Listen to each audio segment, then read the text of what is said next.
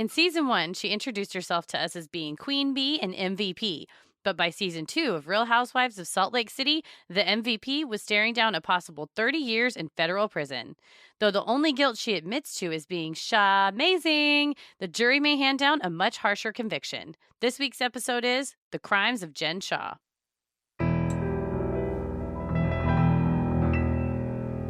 A bump in the night, your heart fills with dread. Probably a murderer who wants you dead. It could be a ghost, a demon, or worse. Perhaps you're the victim of a witch's curse.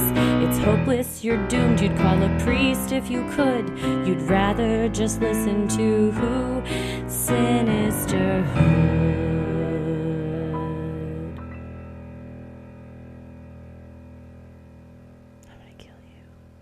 I think we've talked before about what our taglines would be if we were Real Right. Housewives.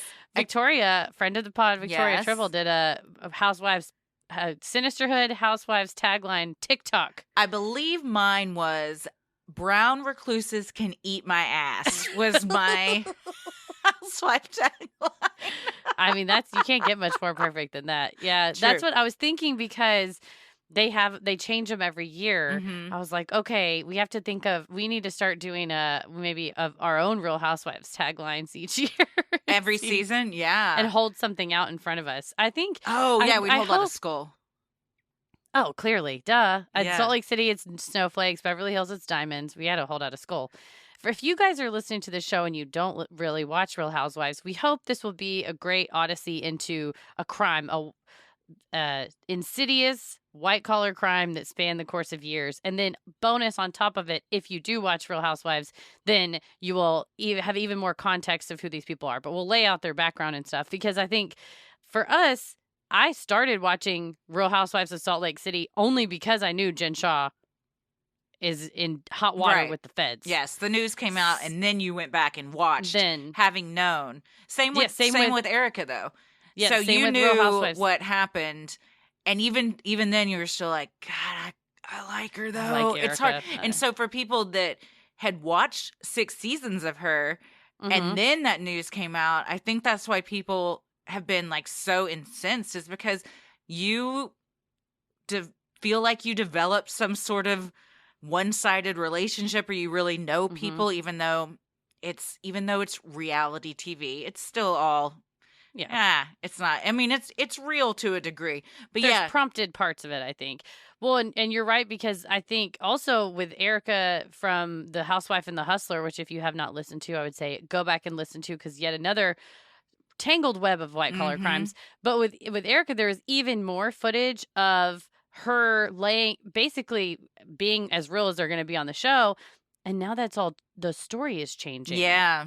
So now she's saying, well, this, and I actually just watched it in one of the new developments in the Erica and Tom situation, is she said, oh, he had this car accident. She had previously told everyone he broke his ankle, and then she's now saying, oh, he had a head injury and that caused his dementia, and that's why he did all these crimes. Well, now I was going back and watching season 8, and she does say it very flippantly. Oh, yeah, he broke his ankle. It was fine. He's being a baby. He's being so annoying about it. And then you see him, and he's within 1 or 2 episodes, he's not laid up. There's no bed rest. So now she's trying to reconstruct this narrative of, oh, this crazy thing happened all these years ago. But then you go back and we have the footage. That's we have the the thing. evidence here. When you're on those shows, it's real hard to lie. It reminds Mhm. me of that Black Mirror episode where everything gets recorded in your little eye socket thingies, and then your spouse can see like everything you've been thinking of, and you can go back and replay fights, and so you can't lie about stuff. I mean, if there's ever a parallel to a Black Mirror, it's definitely Real Housewives. I think so. Is any type of reality show. Yes. And then this one, it's even on a very micro scale, we will see the documents that have been filed in court versus the footage that we're now seeing, and there are discrepancies. We've There always are. said human brains are garbage and they can't remember anything ever, so not surprising. But I think this is a little bit more than I don't quite remember what went down. Also, call Bravo and Andy Cohen and be like, hey, I need to see footage from Right. this day. But I think we'll see as we go through the story, it's not a matter of a confused memory. I think it is trying to reframe the narrative despite the fact that there's video evidence to the contrary. Yeah. It does make you wonder, though, how often, which I think we've talked about is very often, do our brains think that they truly are being honest when the narrative changes just because that's what you want to believe? So that's True. why we say, like, you can't trust somebody's memory, Mm-hmm. eyewitness accounts or anything like that, because if you, would Jen really think that's how that conversation went? If she did not have footage showing her exactly how it went, you know what I mean? That's true, and it makes me wonder in some other instances on the show when somebody says ABC and then another time they go, "Did you say ABC the other day?" I would never say that. And there's footage of them saying that exact thing. And it's like, are you in denial? You don't want to remember, you're like a cat covering up shit on a tile floor. You're like, I would never say that. Yeah. And she's lying. And anyway, don't you remember this thing happened? And, trying to deflect. So I think it's an interesting study on interpersonal relationships and also watching. That's kind of the sick, like, we're all voyeuristic. Yeah, you want to watch what happens and how somebody reacts to basically being under federal criminal investigation and how they're going to respond to that. So, well, speaking of watch what happens, yeah, we just did a really fun conversation with Ben and Ronnie from Watch What Crappens about this and a bunch of other Real Housewives shenanigans that we're going to release as a bonus episode the same day that this comes out. So you'll get a little extra deep dive, and we had a lot of fun with those two guys. We did. We had so much fun, and their knowledge of the Bravo verse is just deep, far and wide. It is so impressive, and I love too that they were looking up stuff that we had discussed, but they said, not only did I look this up, and then I dug deeper and deeper. I'm like, we're all kindred spirits here because we're trying to get the real story down below the surface of what is generally told in some of these narratives. So they're just a hoot, and their impressions of the Housewives are so good. Unparalleled. And now that I cannot watch the show without hearing their voices doing like Erica Jane and stuff. It's the ultimate compliment. So funny. And we did a bonus episode with them that they'll be releasing on their feed where we talk about some of the other housewife crimes, because what a storied past so many of these housewives have. Yeah, we talk about PK and Dorit, Teddy Mellencamp. Scam. She's got like a MLM scam. She's a monster. Her husband then also had a scam that was getting all these crazy Yelp reviews we were reading. So yeah, it's there's more than enough that could fill. You could do a whole separate thing that's just go check us out on their end too, and just listen to them because they're great. Yeah. They're so fun. Also, I think by the time most of you are listening to this, we will either be in Salt Lake City. This comes out the day of the Denver show. Well, it'll come out the day we're in Denver, but if you're listening to it on the Thursday after it came out, we're in Salt Lake City. We're there. We're inside you right now. Yeah, we're here. Hopefully we are inside Walter. Hopefully we are visiting with Walter. We're like driving past Mary's church, or I'm honestly manifesting this, that we go somewhere and run into Heather. I think maybe we can make an appointment at Beauty Lab and Laser. Oh my gosh. I will totally do it. Let's see if they'll. I wonder if she's really there as much as she seems to be on the show. No, I highly doubt it. You don't think so? I think you have to book in advance to make sure Heather will be there. But big Heather stands. Yes, she is my favorite. Also, a big Whitney stan. So these are all characters from Real Housewives of Salt Lake City. If you want us to come have a hot tub party with you after our show in Salt Lake, also if you want to come to our show in Salt Lake, please let us know. If anybody knows any of the Real Housewives of Salt Lake City, it'll be too late by the time you hear this. Oh, yeah, it will. That's fine. That's fine. true. We'll meet them. It won't, because this comes out in Denver. That's true. It'll come out. So the day before our Salt Lake show, this will come out. It could happen. Please it could happen, you guys. We put out the call for the Denver airport connection, and I think we have one now. So I think somebody came through. We got a Grundle connect. So we can get a housewife connect. Somebody has to know them.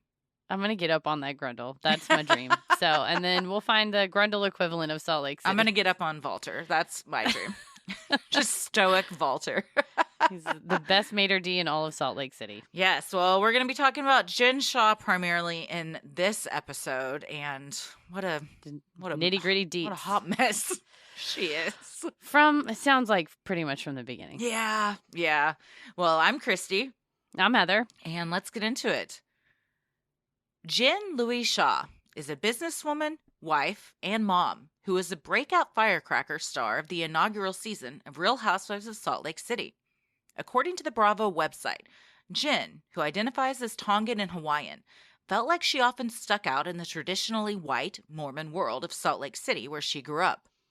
And she talks about this on the show that kids just assumed that she was black because they couldn't conceptualize somebody being from anywhere else, which has got to be fish out of water hard to go through. Absolutely, yes. And she grew up Mormon, and then when she meets her husband, who is Muslim, she converted to being Muslim. Jen met her husband, Sharif Shah, at the University of Utah, where they both attended college in the early 1990s.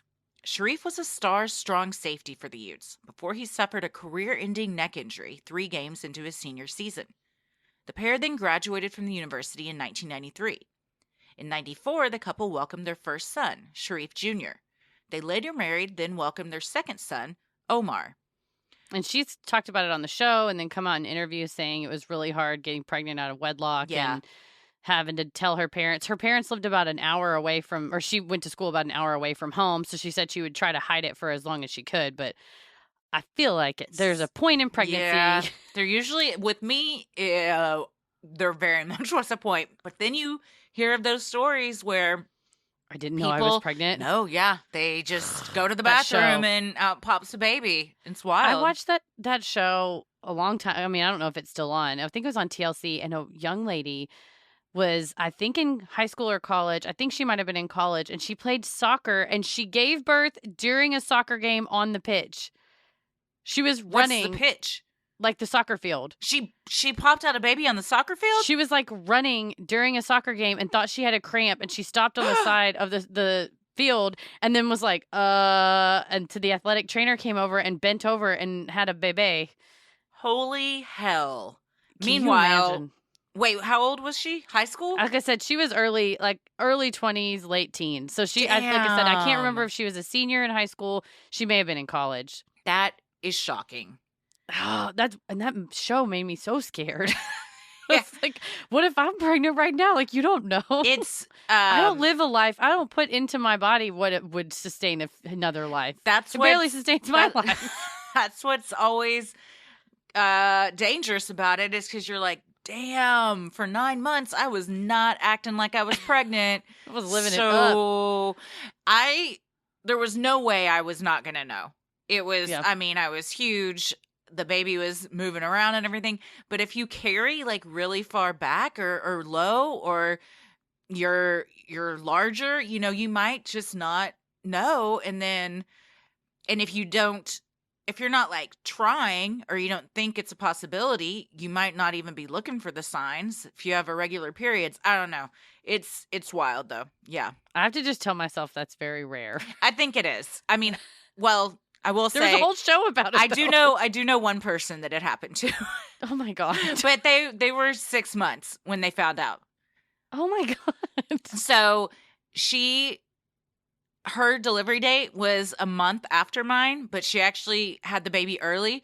So we were pregnant for the same amount of time, but she had the luxury of only knowing she was pregnant for 3 months. So living it up. Yeah. Or I don't think she was. I think she was still living like she wasn't. But it's just like, you don't have to wait then, because one of the biggest like hassles of pregnancy is just like the waiting, especially when you get to the last few months. You're like, oh my God, can we please just have this baby here? So if it was only 3 months I had to think about that, fine, easy. That's great. Yeah. Yeah, it's a 3-month pregnancy. That's it's great. awesome. Yeah. And her baby is beautiful and healthy. So good. That's all that's important. Yes. With his football career over, Sharif returned to the University of Utah for a master's in 1995, then his law degree in 2001. From 2000 to 2011, Sharif worked as a sideline reporter for Utah Radio, while also practicing law as a commercial litigator and personal injury lawyer. He also worked for a time as a sports agent. He left his law practice and began coaching for Utah full-time in 2012, according to the university's official coaching biography. So this is something that they don't talk about on the show. Not that at all. He was a practicing attorney. It's Yeah. all just Coach Shaw. Coach Shaw. He's a coach. He loves football. He's a recruiter in the off season and at all the games and during the season.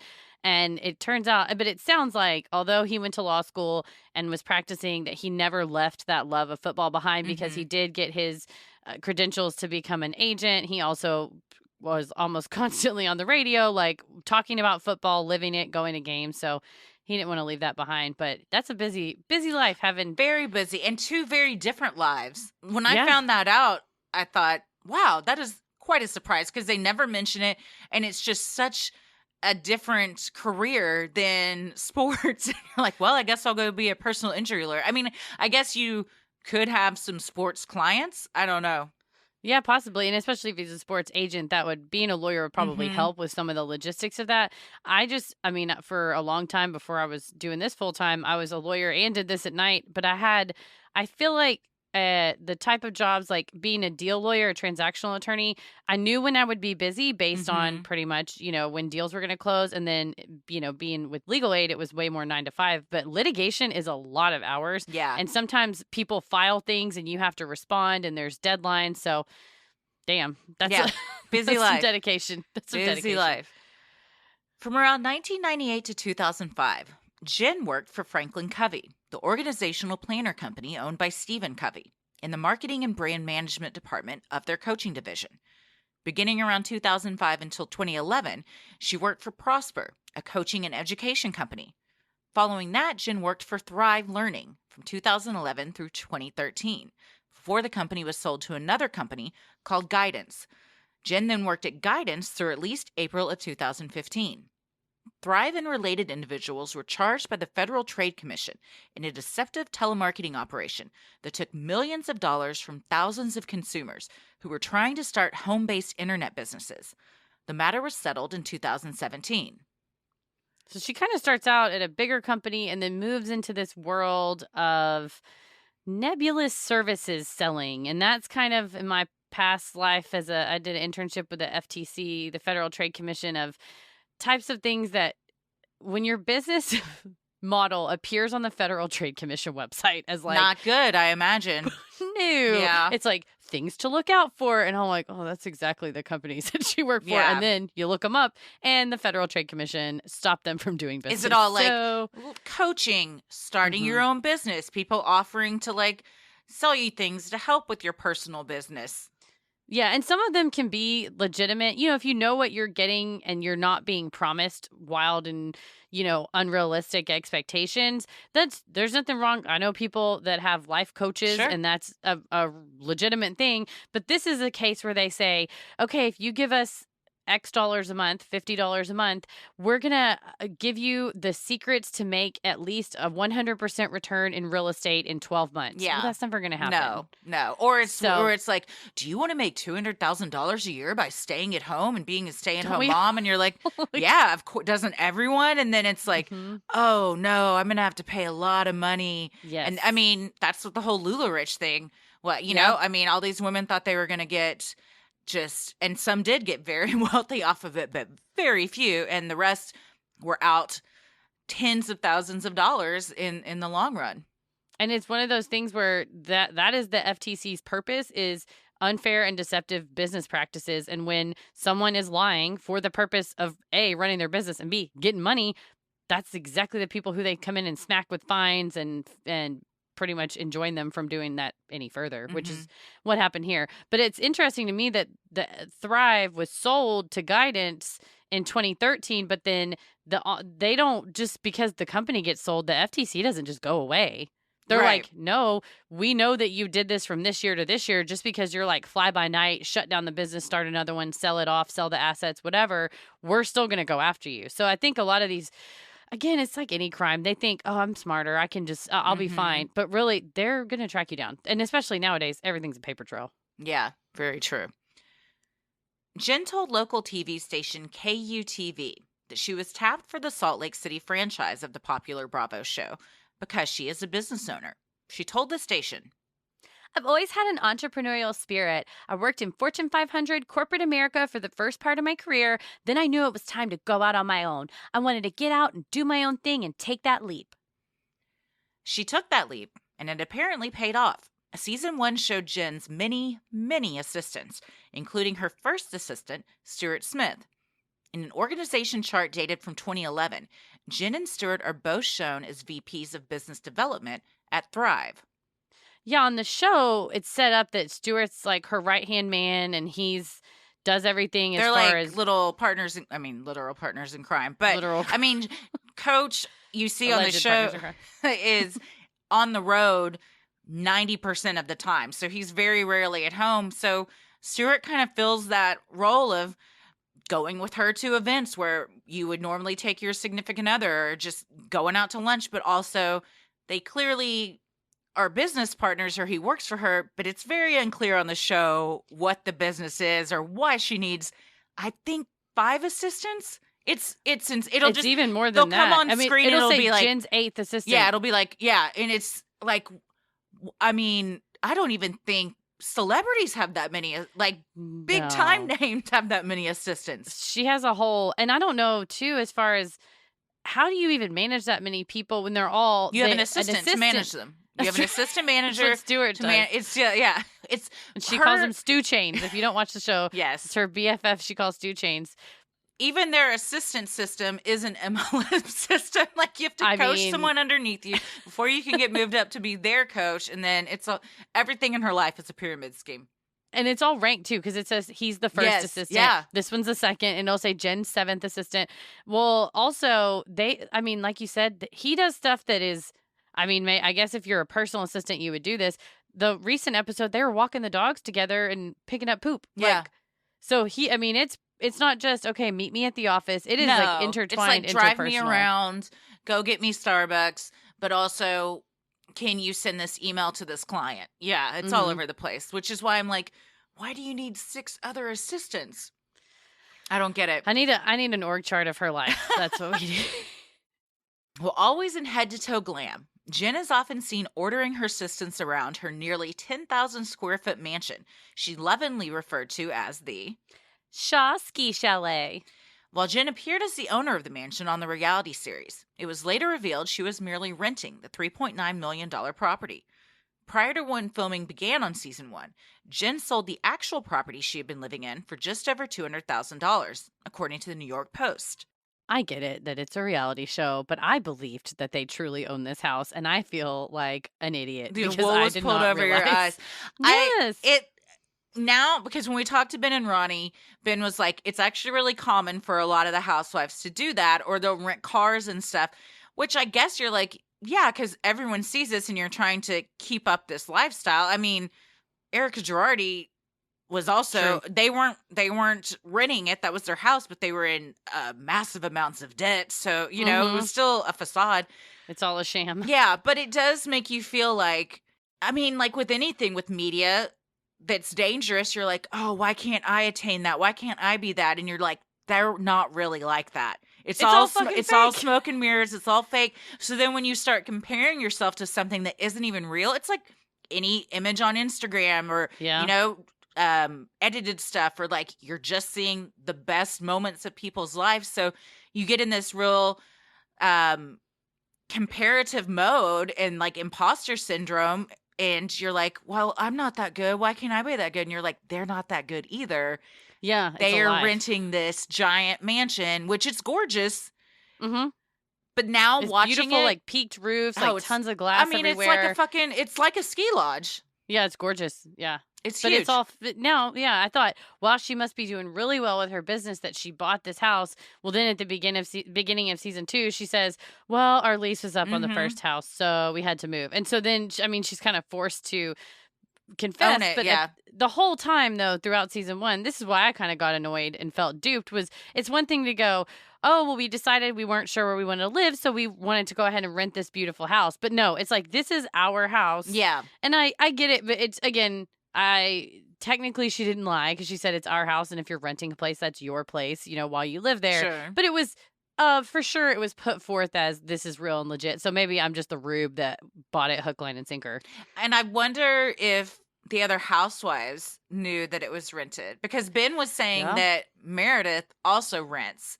Mhm. So maybe it's just like a common thing in the Bravo housewife world. And so it's not weird if you do. Some of them you could tell that they really live there. Like their kids' Mhm. rooms are there and it looks. But then when you go back now and look at Jen's chalet, you're like, oh yeah, this just kind of looks like an Airbnb. It doesn't really look Yeah. lived in. It looks like you just Furnished. came into it. Yeah. And the one she has in season 2, also gorgeous.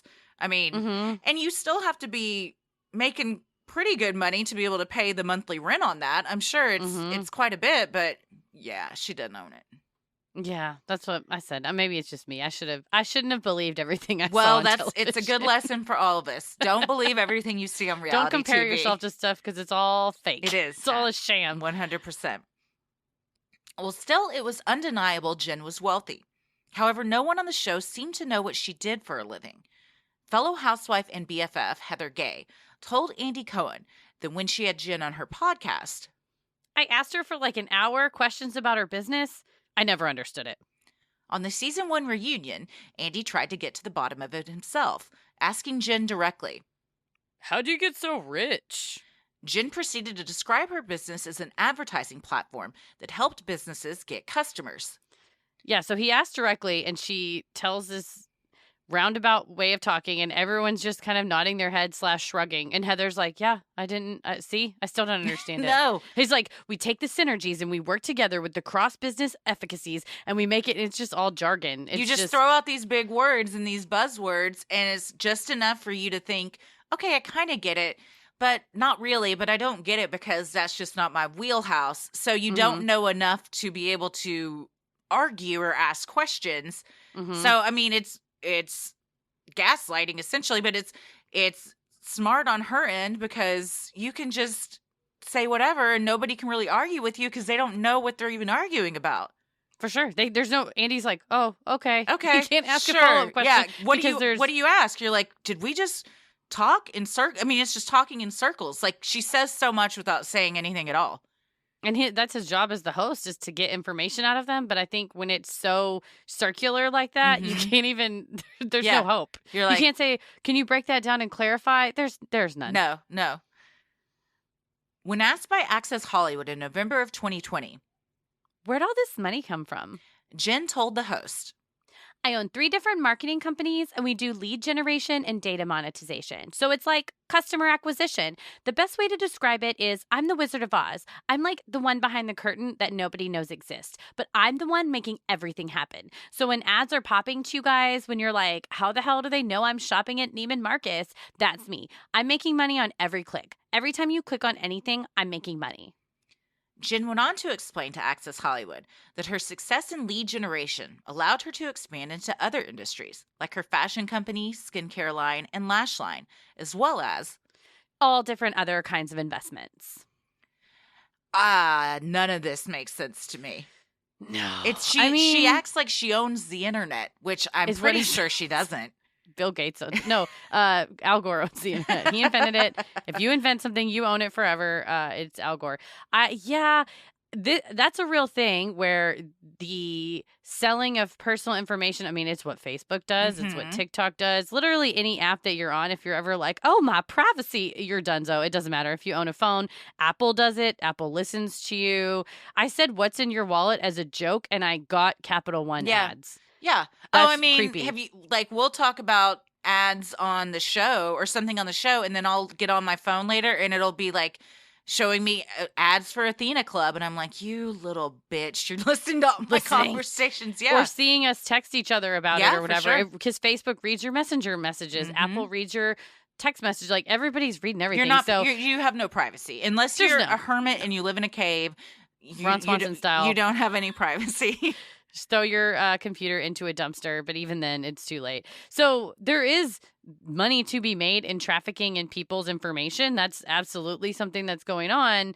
But she makes it sound like she's only using it for online advertising purposes. And we will soon see that is not what she's using. She's trafficking information for sure. Lead generation and data monetization. That means she is taking your name and your phone number and selling it to people. But who she sells it to, that's the key argument in the government's case against her. So is the way people like that get that is if I order something off of a website and I enter in like all of my information, they have paid that website to get my name and information that they then sell to somebody else? Like you'll notice on a lot of websites, the thing that pops up at the bottom that says we use cookies to enhance your experience, and that started a lot more. There was a shift in regulation. I thought I was. About a year ago, I told Tommy, I go, have you noticed that anytime you go to anything, this pops up? I feel like it didn't used to do that, so that has increased. Okay. Yes, and it's an increase in. What's the word I'm looking for? In like disclosure. So now they have to tell you, hey, we're using cookies, because they were probably just doing it before, and now they have to disclose it. But there's always a privacy policy of every website you use, every service you use, and I would bet my house that majority of people have not read every line of every. You use TikTok. You send me a TikTok. You did not go into and the TikTok is like, can you believe Facebook sells your information? Well, the irony is, I guarantee you didn't read the TikTok terms that says TikTok can record your face, literally imprints of your face. It records your voice, imprints of your voice. It knows your phone. It sends the data. And unless you sat there and read the privacy policy of every single thing you've gone on, I mean, it's like the barn door is open, right? So like Facebook will say in their privacy policy, and that's why they just went to, testified before Congress, and now this whistleblower thing, which I think is related to Facebook being down, but saying we know not even what kind of things you shop for, but like what pisses you off. We know your emotions. We know they know a lot. And so what are they doing with it? Why do you think Facebook's free? The hogs don't pay money to get into the slaughterhouse, right? Like we don't have to pay admission to use the app, because we're the product that's being sold. Facebook itself is a lure for us because we want to have our memories and have our, pictures and check in and connect with people. And I use Facebook. I understand though the risks that come along with that. And so, but Facebook is facing, as is Google and all these other companies, what are they doing with your data? Do they turn it over to the authorities? Are they selling it to scammers? Are they selling it to legitimate companies? What is a legitimate company? So that's all like an emerging area of regulation. Where I think you get in trouble is in a situation like this, where if you get the information from illegitimate means, like people didn't consent to give it to you, or you then pass on the information to an illegitimate company, knowing what they're going to do with that information is illegal, then that's when you get into hot water. Yeah. Sinisterhood will be right back. This podcast is sponsored by BetterHelp Online Therapy. The best way to think about therapy is through a bunch of analogies. We get our cars tuned up to prevent bigger issues down the road. You saw that one coming. We get annual checkups and go to the gym to maintain physical wellness, prevent injury and diseases. We do our chores regularly, some of us, to avoid a giant mess of a house and bugs. Going to therapy is like all of the above. It's routine maintenance for your mental and emotional wellness to prevent bigger issues down the road. Going to therapy does not mean something is wrong with you. It means you're investing in yourself to keep your mind healthy. I go to therapy and I use BetterHelp. BetterHelp is customized online therapy that offers video, phone, and even live chat sessions with your therapist, so you don't have to see anyone on camera if you don't want to. It's much more affordable than in-person therapy, and you can start communicating with your therapist in under 48 hours. Why invest in everything else and not your mind? This podcast is sponsored by the app I use, BetterHelp, and Sinisterhood listeners get 10% off their first month at betterhelp.com/sinister. That's BetterHelp.com/sinister. Oh, Christy. Oh, Heather.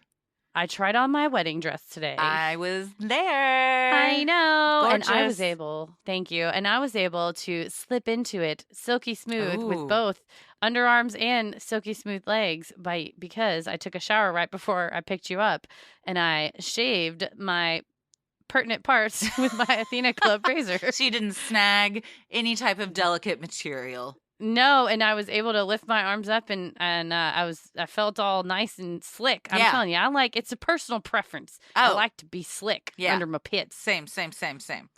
Athena Club's razors designed with built-in skin guards to help prevent razor burn while being gentle on curves. The razor blade is surrounded by a water-activated serum with shea butter and hyaluronic acid, which is a holy grail for skincare.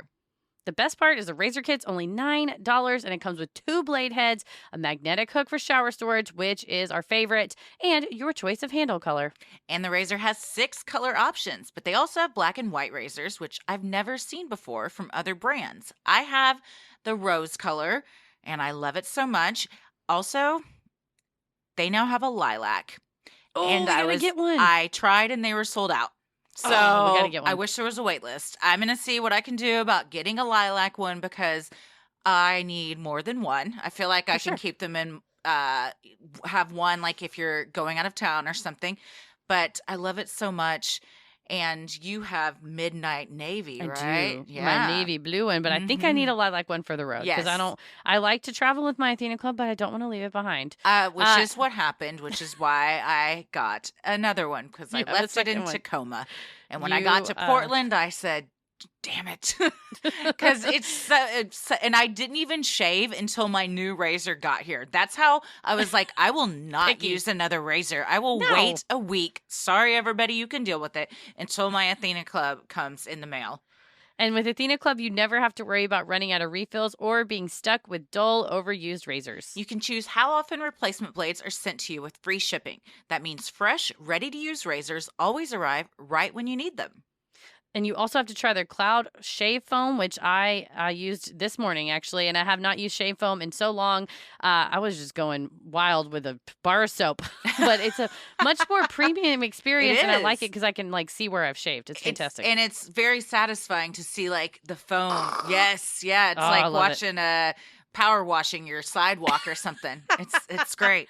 Thank you for comparing my legs to the sidewalk. I'm comparing mine to that as well. Show your skin you care with the Athena Club Razor Kit. Sign up today and you'll get 20% off your first order. Just go to athenaclub.com, use promo code SINISTER, that's ATHENACLUB.com with promo code SINISTER for 20% off. I work at home. I have a couple of dogs that bark almost all the time if I don't let them outside, and I can just not think about that with my Raycon earbuds. Yeah. Just put those things in and the world disappears all of a sudden. When the person next door uses their leaf blower all day, every day, why? There's not that many leaves. So many leaves. For the love of Pete. Please stop. Please stop. I'm at least able to tune it out with my earbuds. Yes. You can't always control the vibes out there, but you can always control the vibes in your head with a pair of Raycon wireless earbuds in your ears. I love it because I leave my phone all over the place, but the Bluetooth, it lasts like a really far distance, like around corners and in other rooms. And I also use it to, listen to podcasts, listen to music. I went on a run with them the other day. I was just going on walks, but I'm getting back into my running and I love it. They stayed right in my ears and I was really jamming out and I could turn on awareness mode so I could hear cars and other people and stuff. I love the color too. They're kind of much like my razor, kind of like a rosy color. Oh, mine are white. Oh, really? We got 2 different ones. Oh, nice. Yeah, and I like the little charging case it comes in as well. And if you use them to pump up, wind down, work, or work out, Raycons are my go-to for on-the-go audio. And the new everyday earbuds look, feel, and sound better than ever with an improved rubber oil look and feel and optimized gel tips for the perfect in-ear fit. These are impressive before you even start listening. You get 3 new sound profiles to make sure everything you're listening to sounds its best with just the right amount of bass. We have pure mode for podcast, blues, instrumental, balance mode for podcast, rock, heavy, and rock metal, and bass mode for hip hop, EDM, and reggae. I'll tell you what, Run the Jewels sounds great on bass mode. Oh, I bet so. There's also an all-new awareness mode for when you need to listen to your surroundings, like when you're going running and you need to look out for cars, or when you can't just completely ignore your children and you still got to hear them going on in the background. Raycons offer 8 hours of playtime and a 32-hour battery life. There's also a built-in mic, and you can take calls on your earbuds at the press of a button. Raycons started half the price of other premium auto brands, but they sound just as good. And they come with a 45-day happiness guarantee. Right now, Sinisterhood listeners can get 15% off their Raycon order at buyraycon.com/sinister. That's BUYRAYCON.com/sinister to save 15% on Raycons. Buyraycon.com/sinister. On March 30th, 2021, Jen and the other housewives eagerly boarded a luxury bus for an all-girls trip to Vail, Colorado. As the cameras rolled, Jen received a phone call and answered. Hey, baby. Appearing concerned and nervous while listening to the caller, she asks fellow housewife Whitney to disconnect her mic pack before stepping off the bus for privacy. Moments later, she returns to say she got some bad news and has to go. Jen then gets in a gray pickup, driven by someone else, and leaves. Wondering what just happened, the remaining housewives are even more bewildered when a helicopter can be heard circling above. Then, further shocking the women, the feds arrive and tell them, "We're looking for Jen Shah." Okay, even if you don't watch Real Housewives, Oh. I'm going to move it to the top of the show notes. go watch this. The first 2 minutes of season 2, it's like watching an episode of like Cops, or it's some Yeah. kind of takedown, fugitive, chasing Dog the Bounty Hunter. Good God. But it's something like that where you're like, it's like doo doo in the Yeah. music, and you see her and she gets this call. You see the behind the scenes of like, because they were filming, but Ish. they weren't filming that was going to make it to the cutting room floor. Like, it was just like the cameras were always rolling. And I always like in reality shows when you see like that real meta, like behind the behind scenes. So, It's like producers are adjusting cameras. Yeah. They're standing around with clipboards talking about who's going to do what. And then Jen and a couple of the other women are just sitting on the back of this bus very innocuously. Oh, yeah, it'll be nice. Just kind of clearly On their it's off phones, camera, yeah. on their phone, texting, looking at the internet, whatever. And then that's when her phone rings and the energy totally shifts. Yes. At the same time, a few miles down the road, the truck driving Jen was being pulled over. Jen Shah was then arrested by federal agents. At a separate location, her first assistant, Stuart Smith, was also arrested. They were each charged with 1 count of conspiracy to commit wire fraud in connection with telemarketing, through which they victimized 10 or more persons over the age of 55, which carries a maximum sentence of 30 years, and 1 count of conspiracy to commit money laundering, which carries a maximum sentence of 20 years. Seriousness. So they're targeting the elderly, which is what you have a lot of experience in. That's true. It's true. Before we were full-time here, I was my exact client profile. They had to be over 60, which some of my clients would scoff and say they did not feel like they were, seniors or older adults. They're like, I don't feel like I'm a senior, or I don't feel like I'm elderly. But the federal government, the DOJ, has these programs where starting, I think it was early 2000s, maybe mid-aughts, there was this new push because we are living longer and there's more independence in older adults living by themselves. And also they've accumulated wealth. So retirement, sometimes, it's not millions and millions of dollars, but sometimes thousands of dollars or thousands and thousands of dollars. So they are easier targets, not only for familial financial exploitation. A younger relative says, I'll move in with you if you buy me this, or, okay, I'm going to put you in a home if you don't give me money, kind of thing. Or third party. Unfortunately, it's becoming even more as we have more, older adults being more tech savvy. We're seeing use of cell phones, getting text messages, use of Facebook, getting DMs, these third parties that are targeting older adults saying, either you said Tommy's grandmother got a call that said, She's gotten hey, several. But from pretending to be Tommy, yeah, right? about once a year, we'll get a panicked call from her, and she'll be like, "Is everything okay?" And Tommy's like, "Yeah, why? Well, someone just called and said it was you, and they said that you were in jail because you had gotten into an accident." And he's like, "No, I'm fine." But yeah, someone calls, and one of the guys said, I don't sound right because I got into a car wreck and broke my nose, and I need." So there, because she's like, well, this doesn't sound like my grandson. And every time they want her to wire money because he's either hurt or he's in jail. And luckily she has the wherewithal to like not do it and then call to make sure Tommy's okay. But in that moment, if they prey on your emotions, it's like your grandchild you think is suffering, and you all of a sudden wire somebody $5,000. And they use social engineering, so they may have looked on Facebook and seen she had a grandson, or they just guess and they go, "Yeah, Grandma," and she goes, "Tommy, is that you?" Because you don't, you don't know what to do in that situation. You just hear a frantic voice saying grandma. There's actually, we should do a mini-sode on it.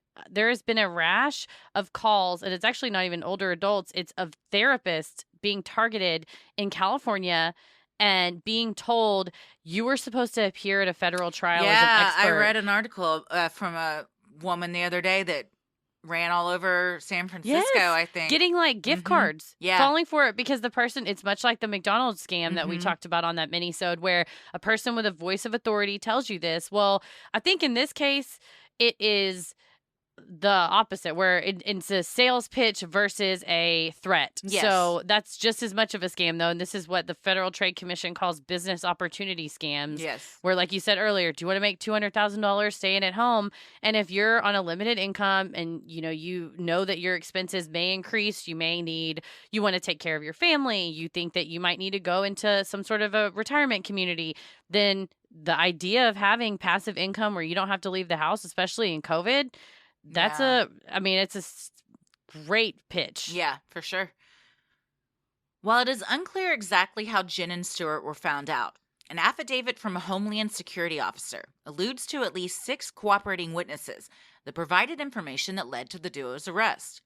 After Jen's arrest on the show, other housewives wondered aloud how the feds would have known where Jen was that day, speculating that someone, possibly a rival housewife, must have tipped them off. Here's the thing. They were going to get her. Whether it was that day. She's on a reality show. First of all, she's on a reality show. But the fact that it looks like they're pushing for that to be a narrative plot point for season 2 of who told the feds where Jen Shah was. It doesn't matter. First of all, it is in the the stuff that got filed with the court. There's a warrant. There's a whole argument. We'll get into her defense, but it was uploaded as part of her defense motion to dismiss. That was a affidavit from a Homeland Security officer that said they were pinging her cell phone. They knew where they knew where she was. It wasn't anyone on the show. Spoiler They're alert. definitely pushing the narrative. And for it to have been someone on the show, they would have to have known she was being investigated by the feds and then called the feds to say, hey, they're about to go out of state because we're going on this ski trip.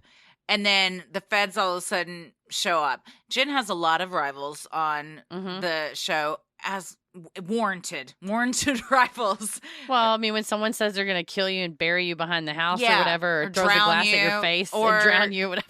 Or likes a bunch of tweets online that are shaming your son and, comes at your family.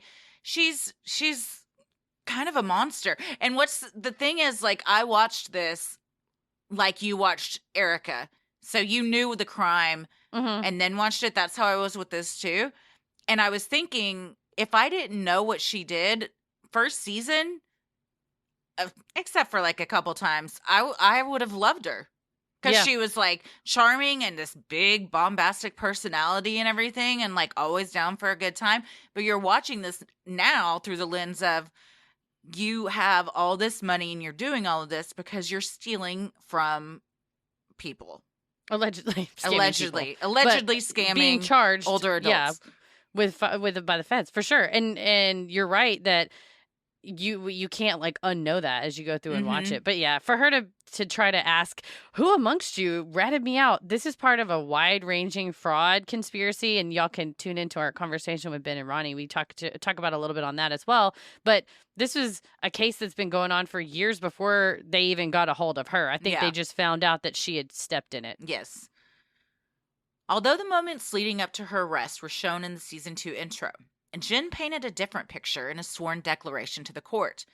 She stated that while driving to begin filming Real Housewives, she received a call from an anonymous person, passing on a message from Coach Shah to her that she should come home. She then received a call from an NYPD detective who told her to pull over and wait for him. He arrived, and she was arrested. Jen claimed in her declaration she believed it was related to Individual 1, an unnamed person who had physically assaulted Jen on previous occasions.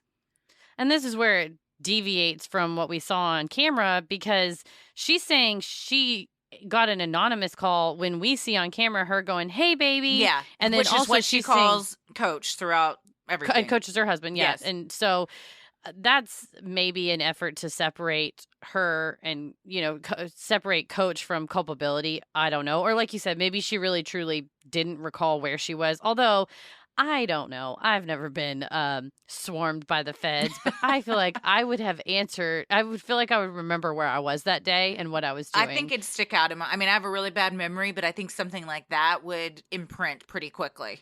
The day the feds came for me. I think that's a day when you have to ask somebody to remove the mic pack so that you won't be recorded on camera and speed away from a filming location. Because it all looks very, very suspicious. She gets a call. It looks like it's from her husband. She immediately, her face falls. And within seconds, she's like, can you, and she's trying to like kind of say it under her breath. And Whitney's like, what do you want me to do? And she's like, disconnect this. And she turns it off, and then she goes outside and comes back. So she knew she didn't want whatever was being said to be recorded. And, she was trying to have some privacy. And then somebody just comes to pick her up when, granted, it's all edited together, so you don't really know kind of how long it was all taking, but it seemed very quickly.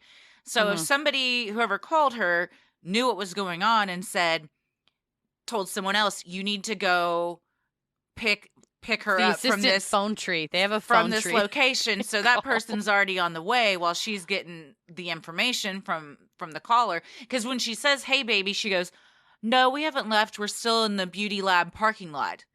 So whoever the caller is with could have been like, go whoever pick her baby up. is. Yeah, she's in the beauty lab parking lot. Yeah. Well, and then she said because the phone number, she said she got a call from a 917 number, which is New York. And then he identified himself as an NYPD detective and she said because she had previously filed a protective order in New York against a person who it has since come out the name is redacted, but allegedly also involved in that scheme that she's involved in.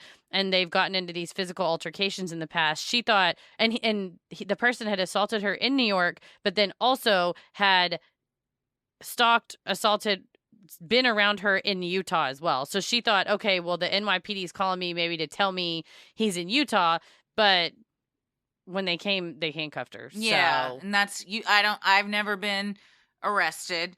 I don't think if you're being stalked and they're just trying to let you know about that, they would do that. And the feds that show up when she's already left all have NYPD vests on too. Yeah. Yeah, they're clearly identified as law enforcement. Yeah.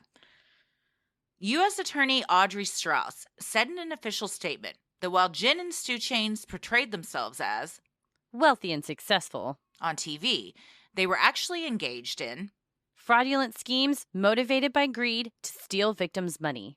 According to People magazine, Jen and Stewart allegedly spent 10 years perfecting their list of potential victims, which they referred to as leads. Well, yeah, one person's trash is another person's treasure. One person's victim. Yeah.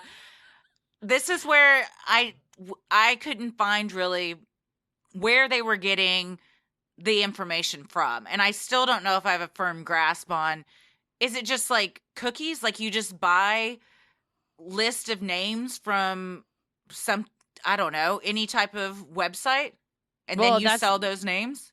That's Jen, which when we get into her defenses, the government hasn't said, there hasn't in any of its, either the complaint, the superseding indictment, or in its press release, what they just say they trafficked in people's names. They don't say they used phone number, they used the phone book, they used property records, they used shopping lists from Amazon. They don't say, the government doesn't allege where they came from. Mm-hmm. So that remains to be seen. And Jen has not, in her nonsense answers of what do you do? She's like, if you click on Neiman Marcus, then I have your name. Like, well, shit. Yeah. It's pretty vague. The Homeland Security Special Agent in charge, Peter Fitzhugh, said in the same statement that Jen and Stewart flaunted their opulent lifestyle, but allegedly built that lifestyle at the expense of vulnerable, often elderly, working-class people. Fitzhugh accused the pair of allegedly objectifying their very real human victims as leads to be bought and sold. He summed it up by saying, their new reality may very well turn out differently than they expected. That's his Housewife tagline. He's like, dude. I worked on this. I worked on Cross this. His arms. You know it. You He know just he's holds like out so handcuffs excited. instead of a snowflake. Yeah. Well, and that's the thing with this type of these type of scams are going on constantly. The government does not have the bandwidth to catch every single person, so they're going to focus their energy on places where it's high. It's going to be highly visible hopefully to have a deterrent effect. Also, Like a high reality dollar, show, like you a make a reality big star. arrest on a reality show. Mm-hmm. High dollar value and places where they have significant amounts of evidence. That's what's so wild. And we've talked about it before, and we talked about it with Ben and Ronnie, that these people that know they're doing things that are illegal, long before they get on Housewives, decide to go on a TV show, a national TV show, where you're going to be under way more of a spotlight than you ever were. People are going to be, web sleuths as well as law enforcement are going to be digging up your past and stuff just to get information on you. So why do you do that? Is it greed? Do you think that you are just smarter than everyone and you're not going to get caught? You know? Yeah, I think with her, she thinks she'd been in the industry for 10 years at least. And, with all the way back from Thrive. And you think, okay, well, the Thrive people got busted on this slip up. I'm going to make sure when I do it, I'm not going to do that. Yeah. Like if the FTC told Thrive, if only you had this document that people signed off on, we wouldn't have busted you. Well, then you think, well, I'm just going to do the same thing and have people sign off on that document and then I won't get busted. Yeah. That's not necessarily always the case. The government alleged that Jen and Stewart knew what they were doing and took steps to hide their fraudulent operation, including using other people's names to incorporate their businesses, using encrypted apps to send messages about the scheme, dealing in cash to avoid currency reporting requirements, and having payments from the scheme directed to offshore accounts. This is what makes me think that this is how Jen got looped in, because I would expect to see with the DOJ that they would work alongside possibly the FBI for something like this. But in this case, it's Homeland Security is the special agent in charge. And the fact that the government is now alleging that they had these offshore bank accounts that they were using to direct money to and changing, having foreign entities take ownership of certain things, that might have been how it got on their radar. That if there's certain with the government, maybe in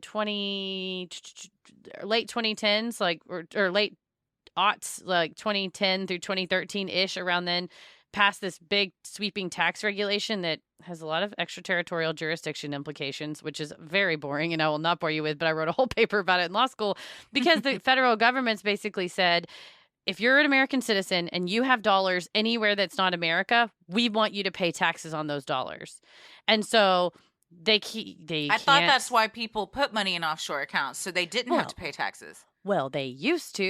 Okay, until like the this firm. law. I equate everything about offshore accounts to the firm, and I mention it like every time offshore accounts come up.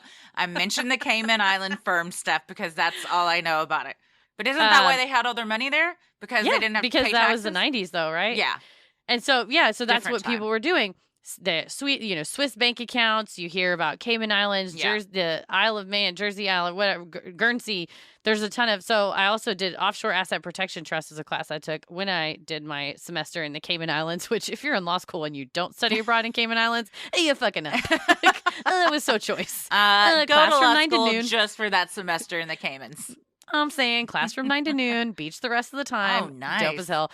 But so this law got passed, and because the government can't, the U.S. government, although I'm sure it would like to, pass laws in every country in the whole entire world, what it has done instead is basically made these, tighten the screws on other countries that have basically said, if our citizen has more than X amount of dollars, 10,000, 100,000, whatever it is, in your offshore bank account, you have to send us a list at the end of the year of every U.S. citizen that had money in that account and tell us so we can go after them and make them pay taxes.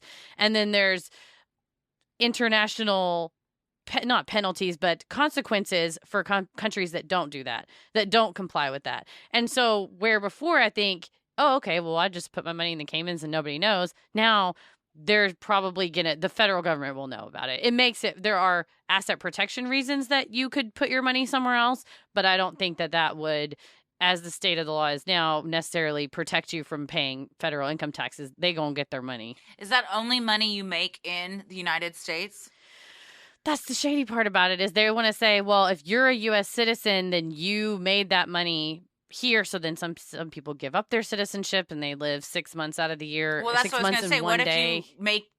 What if you go make all your money and you work in Canada across the border, but you live in the United States?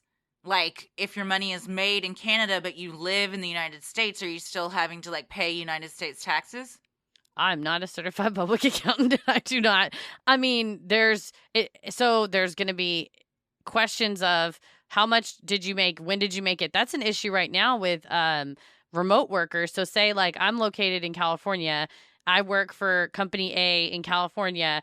Well, we're all work from home and I just want to go and stay in Texas or Illinois. My family lives in Chicago. I'm just going to go work in Illinois during the pandemic. Well, I just technically now company A has an employee in Chicago and now they're going to get, so there's all these new rules some companies are coming up with of like, please tell us if you're going to be gone for more than, I think it's like 6 weeks. So depends on the state. So that there's tax lawyers that's all they do all day long. But to answer your question, I don't know because God help you if you're a tax lawyer. But and there's also like issues with Apple had a bunch of money in Ireland and because it technically had an entity there, it's an Irish entity. But is it really technically? It's Apple is in California, so shouldn't they pay those taxes? And anyway, taxes extremely boring. All that to say is, if you think you're hiding your money offshore, you're probably not. Yeah. Sinisterhood will be right back. With HelloFresh, you get fresh, pre-measured ingredients and mouthwatering seasonal recipes delivered right to your door. Skip trips to the grocery store and count on HelloFresh to make home cooking easy, fun, and affordable. That's why it's America's #1 meal kit. HelloFresh offers 50 menu and market items to choose from every week, from vegetarian meals and calorie-smart choices to extra special gourmet options. There's something for everyone to enjoy, with recipes designed and tested by professional chefs and nutritional experts to ensure deliciousness and simplicity. Take it from us, fall is busy, but HelloFresh recipes save us time we'd otherwise spend meal planning, shopping, and shopping, so we can all get back to what matters most. We can easily customize our orders on the app within minutes, and you can change your delivery day, food preferences, and plan size, or even skip a week whenever you need to. Go to HelloFresh.com/creepy14 and use code creepy14 for up to 14 free meals, including free shipping. Again, get up to 14 free meals, including free shipping at HelloFresh.com/creepy14 and use code creepy14. America's #1 meal kit. Everything that I want to make sure is done on behalf of my sweet cat, Fred, who lives with my mom, it's all done in love. I'm a pain in the ass and always asking about Fred. And she's like, come get the cat if you want him so bad. I have a question. I'm allergic. What is he named after? I meant to ask last time. I just thought it would be funny to Okay. name him I didn't know if Fred. there was a Fred you had in mind when you named him. Okay. I've named most of my cats after people. Like Donna was named after my Aunt Donna. Rose was named after Rose from Titanic. I was just about to say, I bet it's Rose from Titanic. Very into it. But Fred was just a funny name that we thought I like was it. I love it. But even when Fred is testing my mom's patients, we all want the best for what Fred needs. Yeah. And for example, like Fred gets to sleep in the bed with my mom and she Aw. doesn't kick him out in the morning. He keeps her toasty and warm. Yes. Love is accepting that your furniture might be clawed. You're going to have to open the door to let the cat out 1,000,000 times a day if that's what they do. It's all sorts of stuff when you take on the ownership of a pet. And love is keeping tabs on your cat's health as well, because nothing is more important than baby Fred's health and well-being. And that's why I make sure Fred uses Pretty Litter. Pretty Litter is the best litter for your cat. It changes colors to help detect early signs of potential illness, including urinary tract infections and kidney issues. And Fred's a fraidy cat. He hides under all kinds of things, so it's hard to get a real handle on his health. But Pretty Litter, it gives you peace of mind because you can keep tabs on it based on the colors. Also, he used to be a messy kitty, but litter box cleanup is so much easier with Pretty Litter. It's ultra-absorbent crystals, trap odor, and instantly last up to a month. Plus, Pretty Litter is safer for your cat and the whole household. Many conventional litters contain irritants that can aggravate allergies and asthma, but Pretty Litter's super light crystal base minimizes mess and dust. And Pretty Litter arrives safely at my mom's door in a small, lightweight bag, so it's no lugging around a big, giant bag of litter. Plus, shipping is free, so she doesn't have to worry about storing bulky containers. Love is putting your cat's health first with Pretty Litter. Do what Nancy did and make the switch today by visiting prettylitter.com and use promo code CREEPY for 20% off your order. That's prettylitter.com, promo code CREEPY for 20% off. prettylitter.com, promo code CREEPY. When I get time to watch TV, I want to be invested in what I watch. I want shows that grab me and keep me invested in the stories and the characters. That's why I love Sundance Now. I get exciting shows with entertaining characters that I can't wait to watch.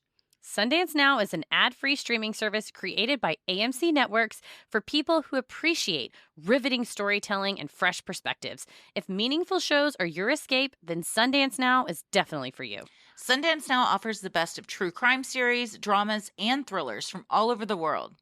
Their original series, Dead Places, One Lane Bridge, and The Trail in the Outback, the Lindy Chamberlain story, are sure to excite and entertain you. You can stream Sundance Now on all your favorite devices for as low as $4.99 a month. Just download the app or watch online and discover exclusive shows from around the world instantly. Start streaming your next obsession. Try Sundance Now for free for 30 days by going to sundancenow.com and use promo code CREEPY. That's sundancenow.com, code CREEPY for 30 days of free streaming. Sundancenow.com, code CREEPY. According to the complaint, Jen and Stewart participated in a business opportunity scheme from 2012 through 2021, in which they sold names of customers who would be defrauded. The indictment alleges that Jen and Stewart knew the leads they were providing to the companies were going to be targets of the scam. In the scam, customers were sold a, quote, business opportunity, usually some time of tax preparation or website design, despite the fact that the older adults did not even own computers. The scheme spanned multiple states and involved other participants. Jen and Stewart were allegedly also involved in helping the scammers provide a paper trail of proof to combat claims of fraud as well as assist in fighting victims when they requested refunds. Additionally, the government claims Jen and Stewart received a cut of the ill-gotten gains as part of their agreement with the companies, aka the participants. The government is asking for Jen and Stewart to forfeit any property that was illegally obtained, including any property that was commingled with innocent funds. So this is where the part of her motion to dismiss included an upload of one of the contracts that these customers were signing or were agreeing to over the phone.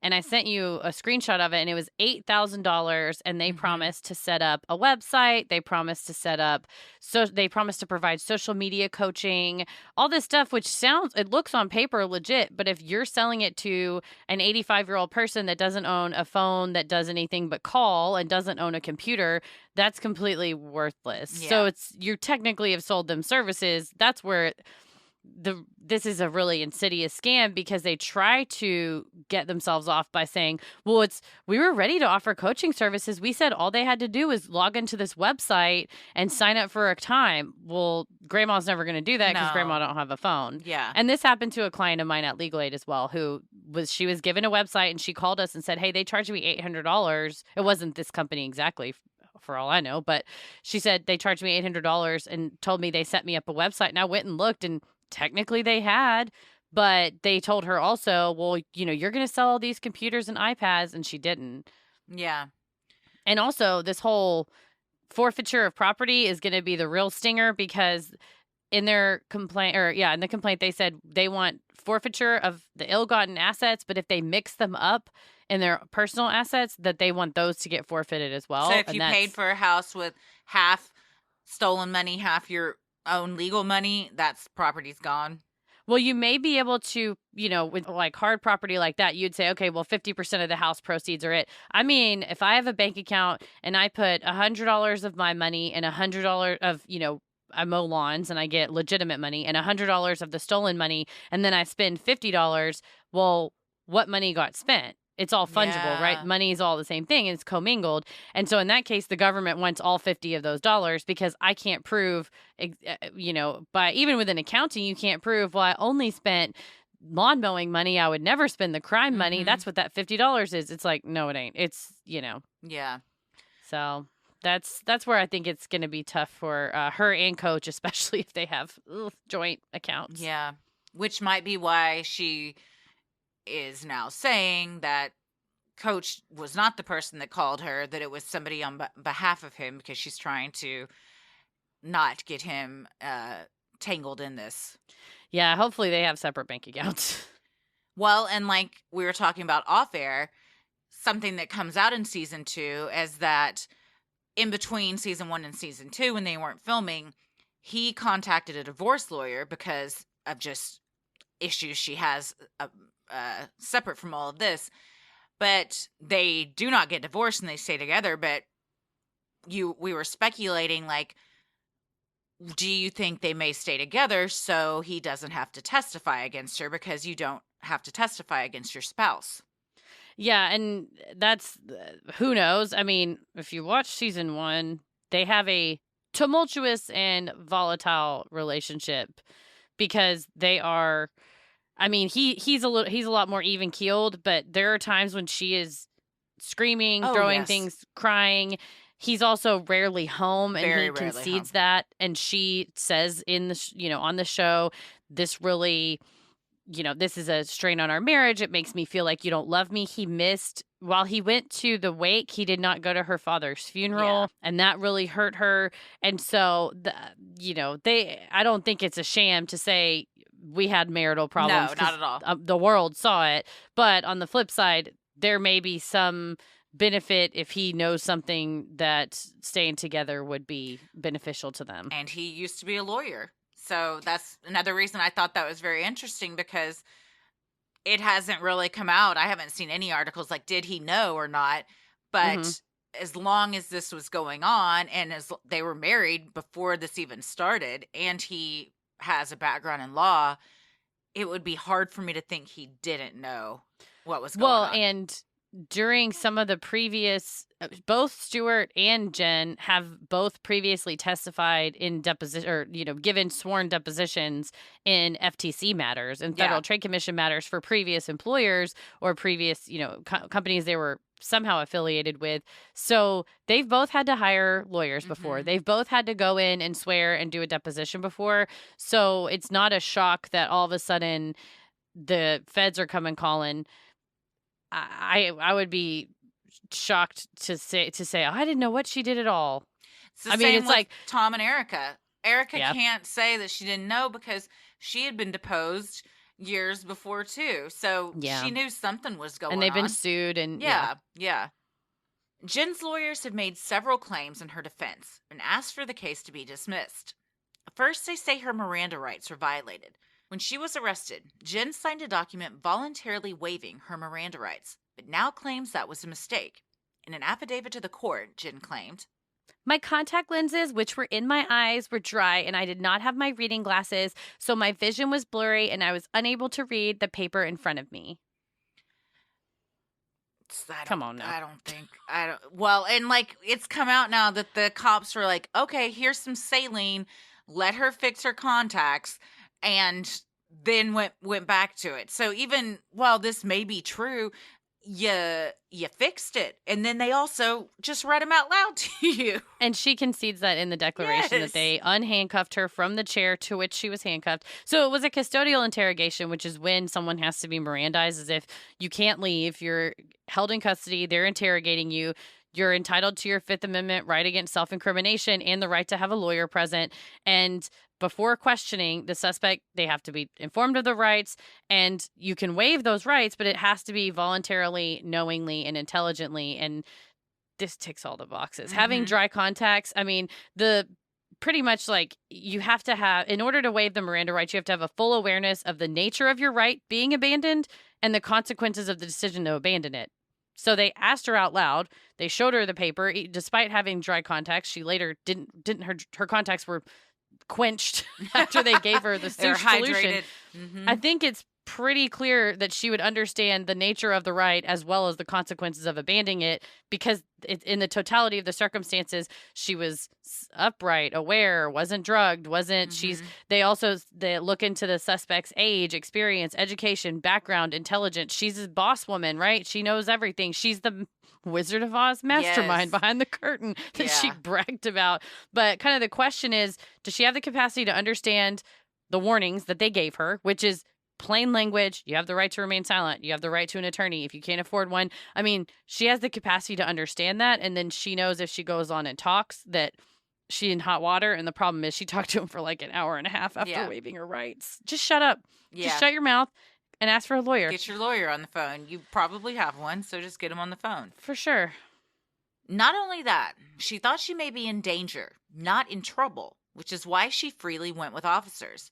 Her lawyers told the court she waived her rights as a direct result of law enforcement deception and trickery calculated to overpower her will. Jen claims the police told her, I promise we just want to talk to you. Because of this, Jen swore in her affidavit.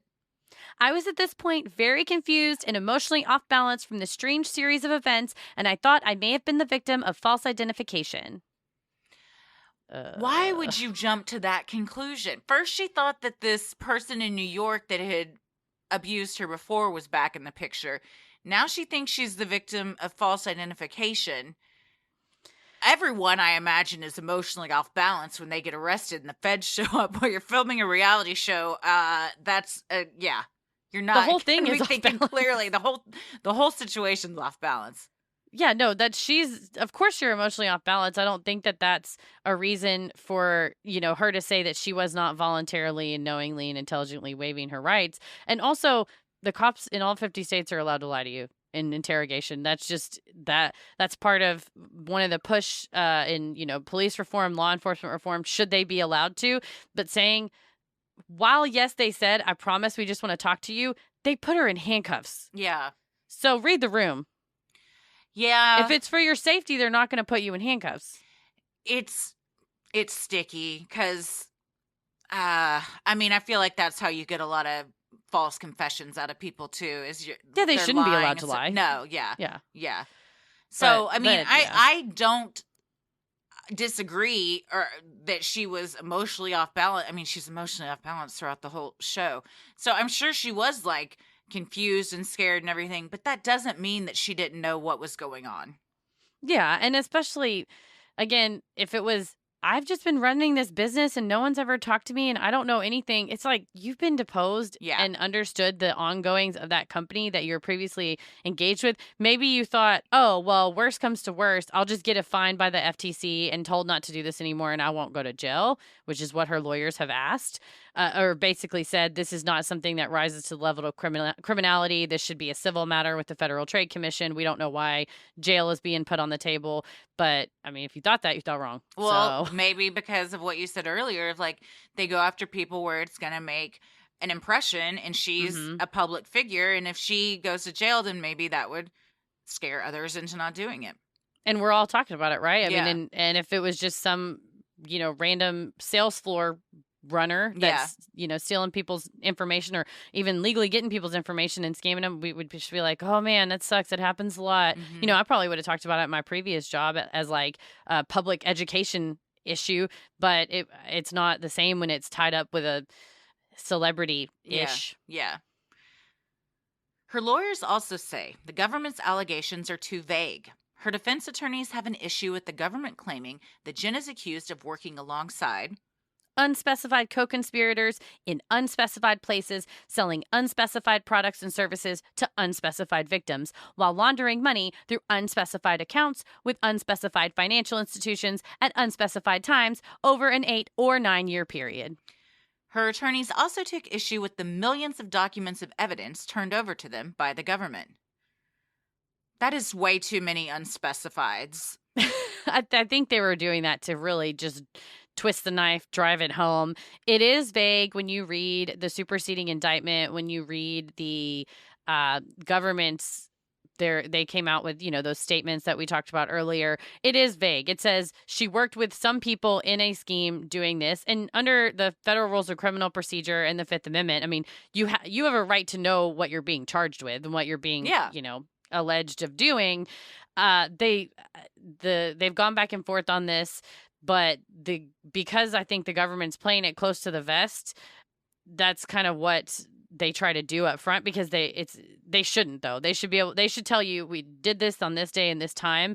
In that case, and it's what her lawyers did, is ask for what's called a bill of particulars. You make a motion and say, you said I had offshore accounts. Okay, which ones are you talking about? Yeah. You said I sold leads to scam companies. What company? I sold leads to 30 companies. Are you saying all 30 of them were scams, or was it only 2 of them were scams? You got to show receipts.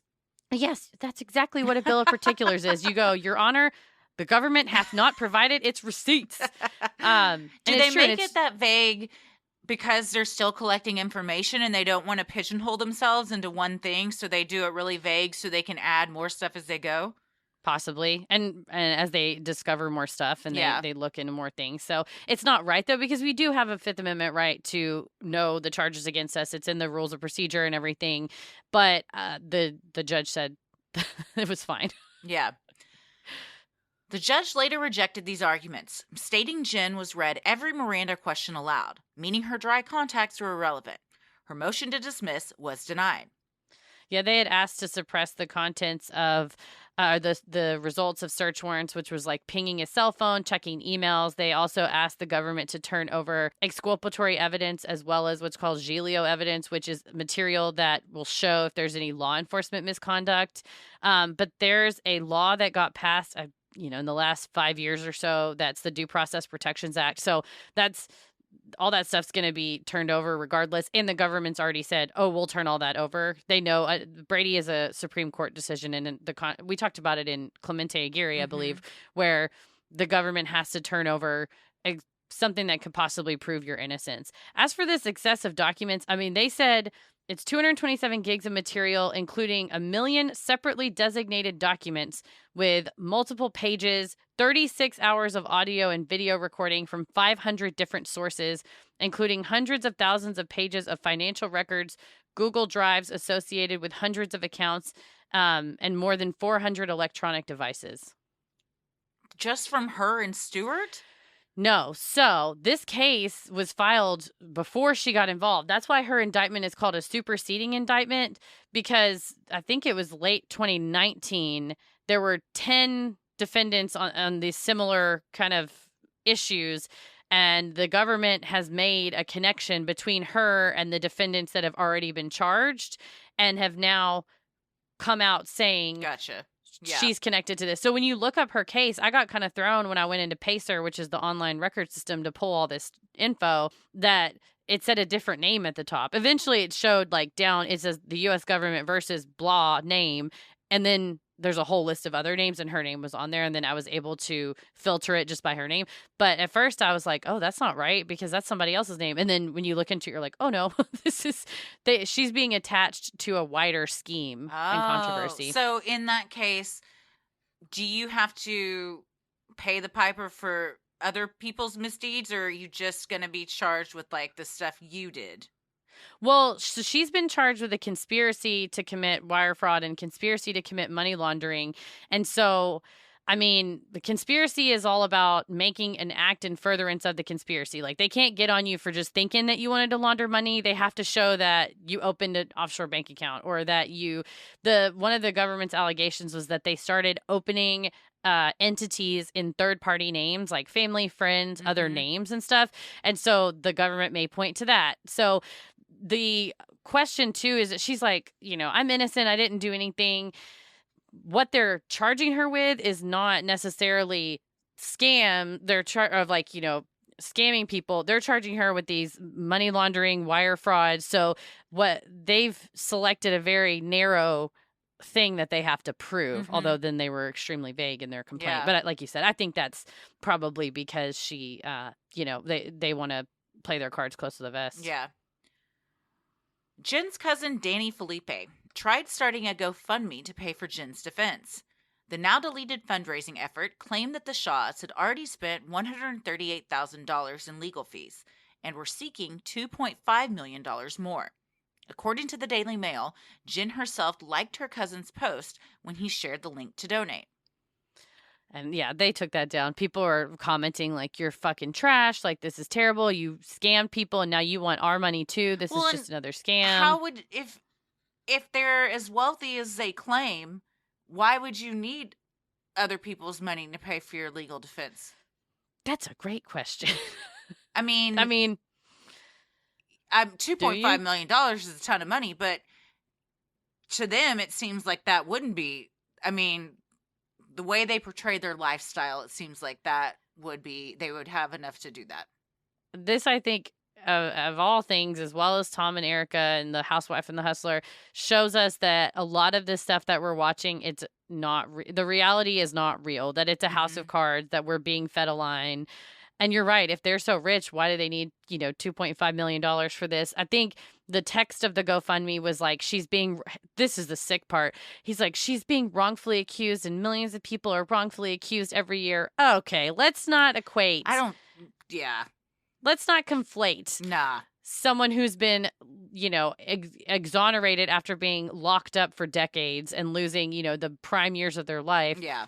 With this lady someone that has been out in her jewels and burning money, designer clothes, going on ski trips, going all over the place, being on reality shows. Yeah, she's burning money essentially. So I think that's why people were kind of grossed out by it. But it's the thing about GoFundMe; you can start it for anything. What Mother God asked for a tilt-a-whirl, so did, yeah. You can never got it.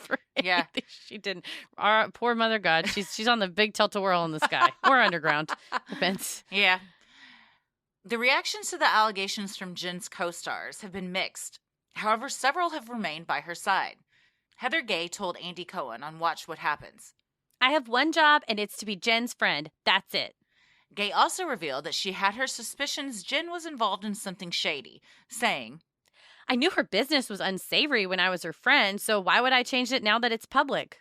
Housewife Lisa Barlow also had some advice for her new BFF, telling Jen after season 2 wrapped, "I was your friend then. I'm your friend now. I know you're innocent, and I'm going to stand by you." That was a very good Lisa impression.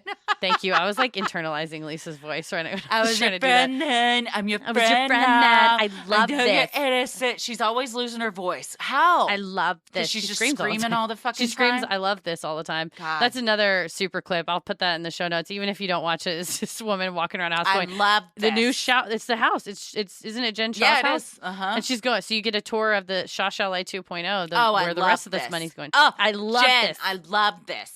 I love Jen. this. I love this. Yeah, it's you gotta see the baby. It is very. She's you just gotta like, see the "I baby. love your house." She has a little catchphrase like that lady, but that was a little bit of a cringe moment for me to hear that Heather said, "Oh, I knew her business was unsavory." She said maybe she's the one that ratted her to the fence. Oh, she said, "I didn't think it was illegal," but Okay. they all kind of thought like, yeah, she's probably doing something where she's like selling your name to something, and that's how we get like sales calls that we didn't sign up for. Text and messages stuff like asking that. me Yeah. like, Dude, I got one the other day, a group text, and anytime it happens, there's always someone that doesn't know what's Responding. going on, and someone responded and was like, "Who is this?" And then someone else was like, "This is spam," and they're like, "I'm a 68-year-old woman. What do you want with me?" And I was like, don't ask that to somebody that's just texting you. no, they're gonna tell you what they want with you. Yeah. But so she said she didn't think it was illegal or to the point where, jail time would be involved. But I think they all kind of had their suspicions that it wasn't on the total up and up.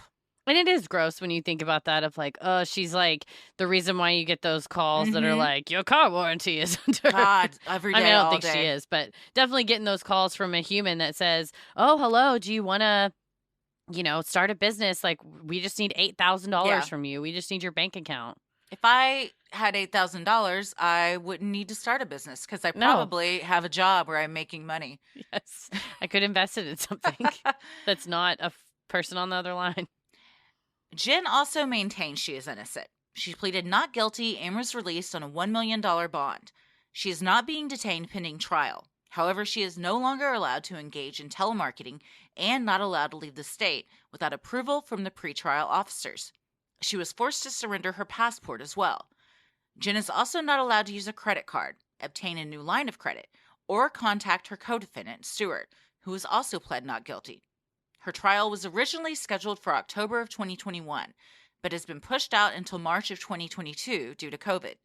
Until then, we'll have to wait to see if Jen Shah is guilty of fraud, or if, like her Real Housewives tagline states, "The only thing I'm guilty of is being Shah-Mazing."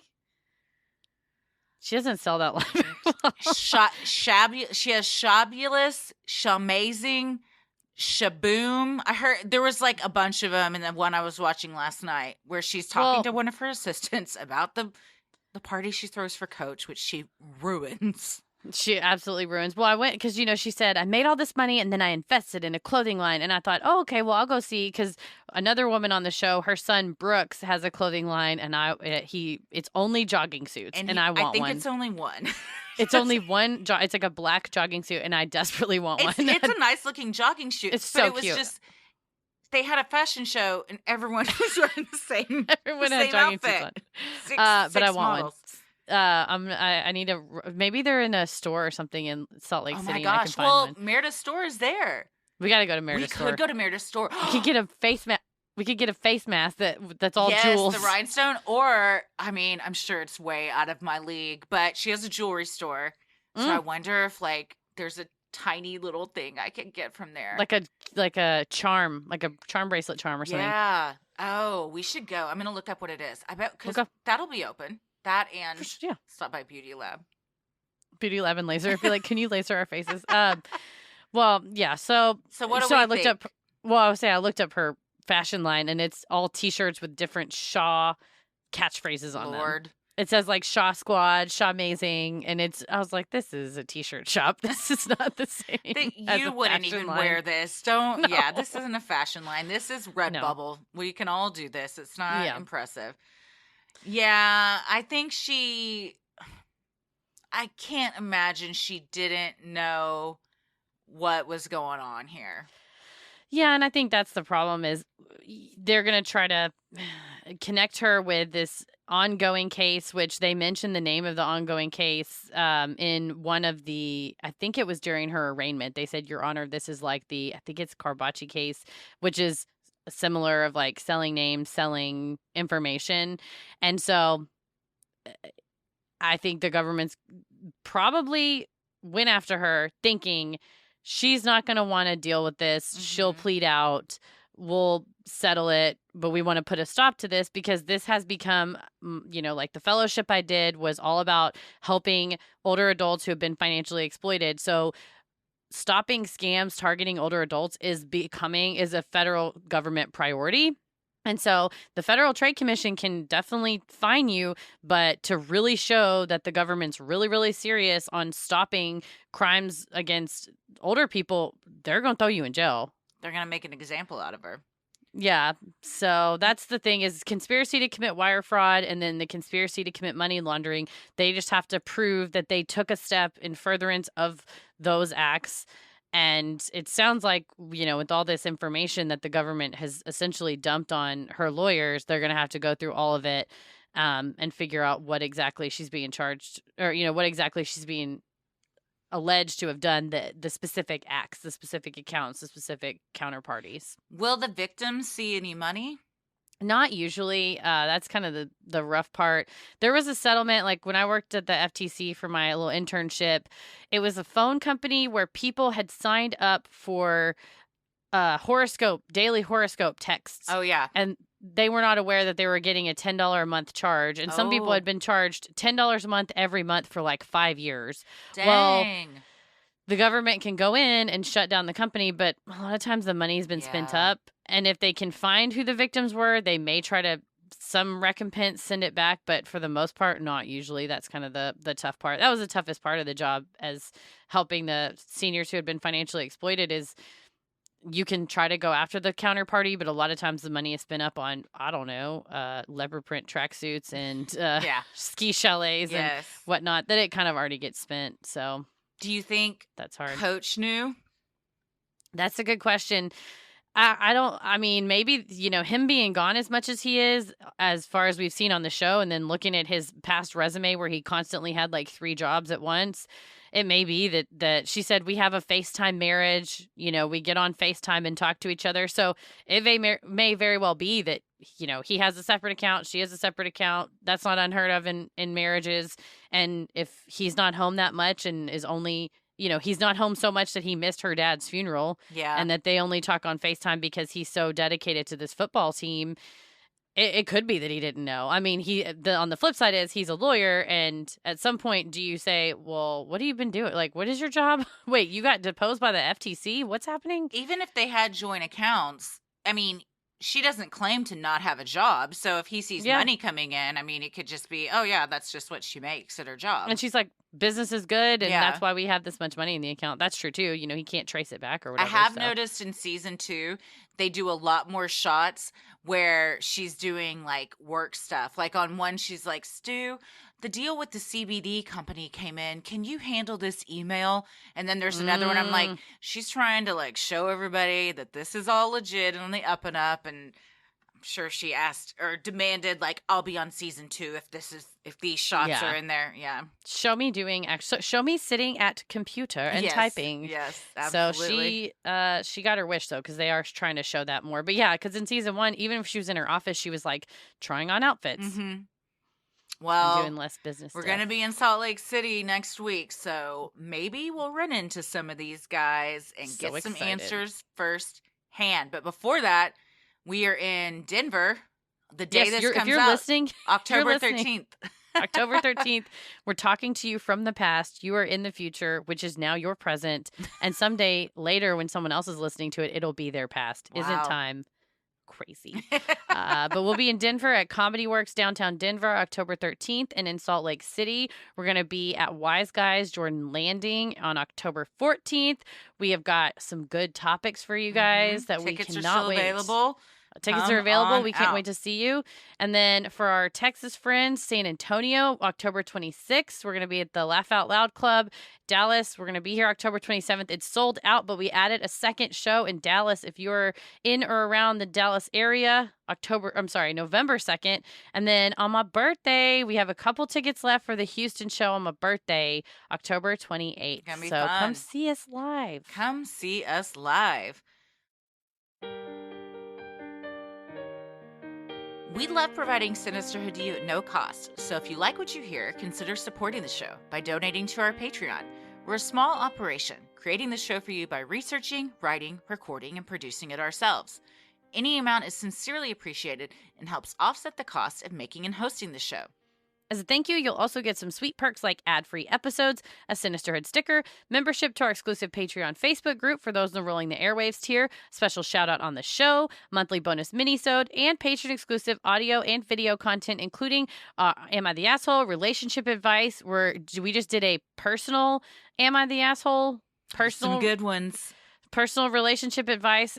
We do via Dear Sinister. We also have Judge Christie, all on true crime headlines, all kinds of fun stuff over there. And going to be making some more behind the scenes tour videos from Denver and Salt Lake. So keep an eye out for those.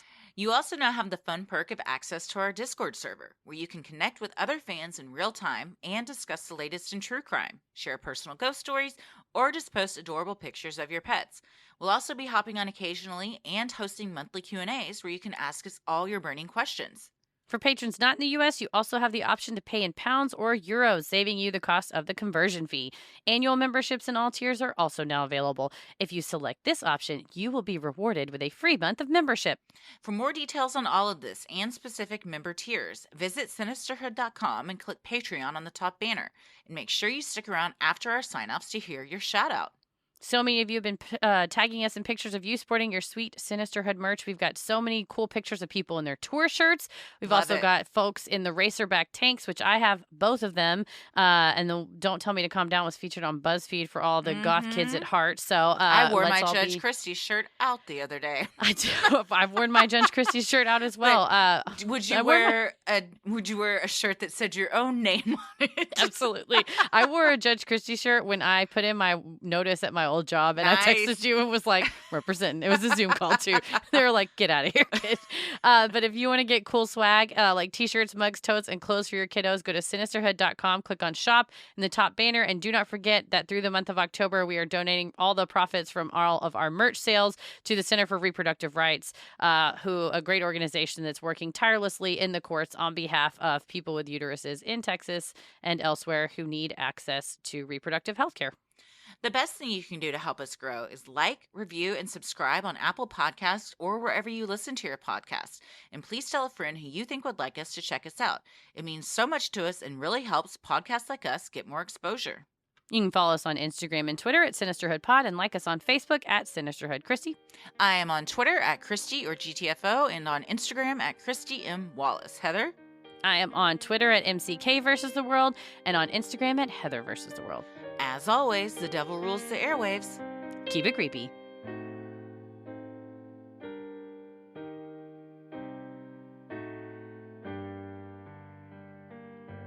Hey everybody, thank you so much for supporting the show. Here are your special Patreon shoutouts.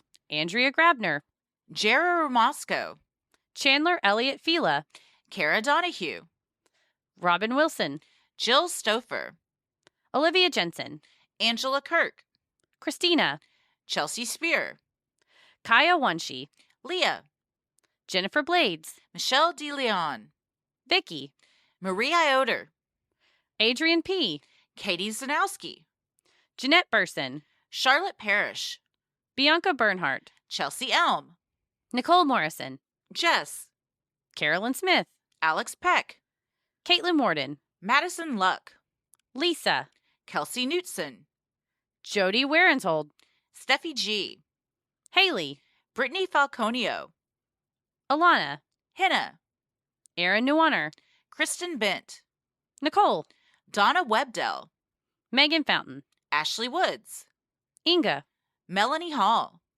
Brianna Meek, Caitlin Mahoney, Jennifer Beasley, Katie Anderson, Julie McAuliffe, Ashley Davis.